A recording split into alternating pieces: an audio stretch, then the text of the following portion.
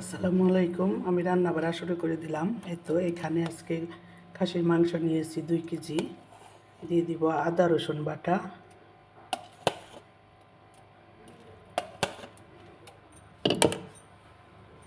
তারপর দিয়ে দিব জিরা আর ধনিয়া 1 চামচ,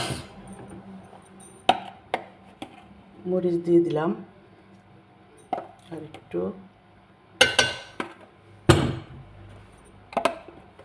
হলুদ দিব, আর এটা হচ্ছে একটু কারি পাউডার, দিয়ে দিব লবণ,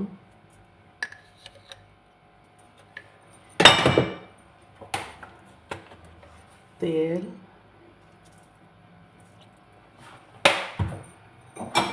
আর পেঁয়াজ দিয়ে দিব। এখন এটাকে মাখিয়ে আমি রান্না করব আজকে।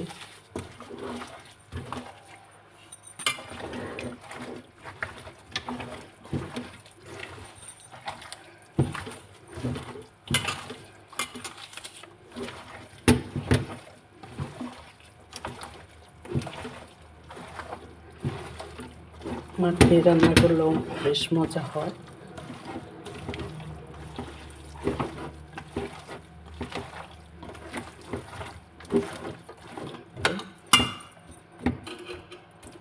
এখন ঢেকে দিব।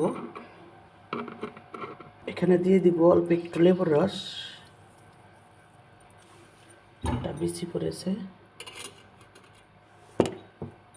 এখন ঢাকনা দিয়ে ঢেকে দিব। তো ম্যারিনেট করে কিছুক্ষণ রাখার পর এখন দিয়ে দিব তেজপাতা, দারুচিনি, এলাচি, লবঙ্গ দিয়ে দিলাম। এখন চুলাটা ধরিয়ে দেবো।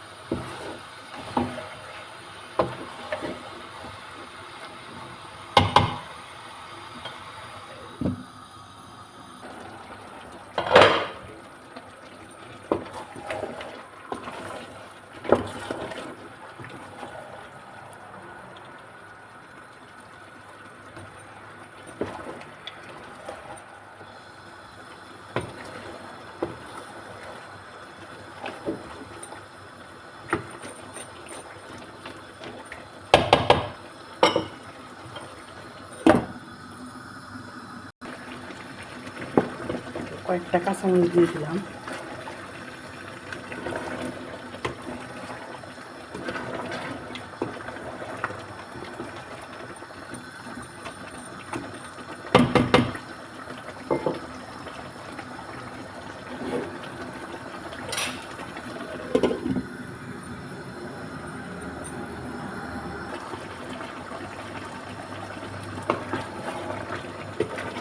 এভাবে রান্না করলে খাসির মাংসটা অনেক মজা হয়। ভালো করে কষিয়ে নেবে, তারপরে গরম পানি দিয়ে দেবে।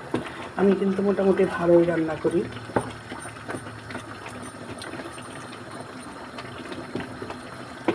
আমার রান্নাটা আসলে আমি রান্না শিখেছি আসলে মা শাশুড়ি দুজনকে মিলেই, দুজনের সাথে কাছ থেকে শিখেছি। আমার আম্মাও অনেক ভালো রান্না করতেন, আমার শাশুড়িও অনেক ভালো রান্না করেন। আশেপাশে যারা আছে সবাই আমার শাশুড়ির সুনাম করে, অনেক ভালো রান্না করে আমার শাশুড়ি। তার কাছ থেকেই শেখা মূলত।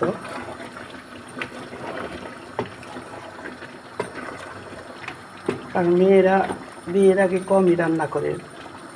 শাশুড়ি যখন বিয়ে হয় শ্বশুর বাড়িতে গিয়েই রান্নাটা বেশি করা হয়। তাই শাশুড়িটা দেখে দেখে মূলত একটু বেশি শিখেছি। আমার রান্নাটা যদি আপনাদের ভালো লাগে তাহলে লাইক, কমেন্ট, শেয়ার করবেন। আর কেমন হলো একটু জানাবেন, আমি কেমন, আমার রান্নাটা আপনাদের কেমন লাগে।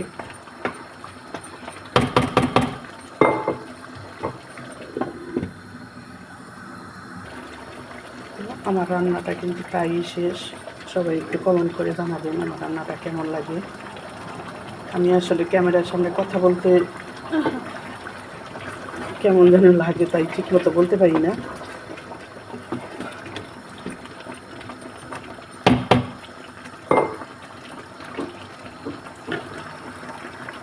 আল্লাহ হাফেজ, সবাই ভালো থাকবেন।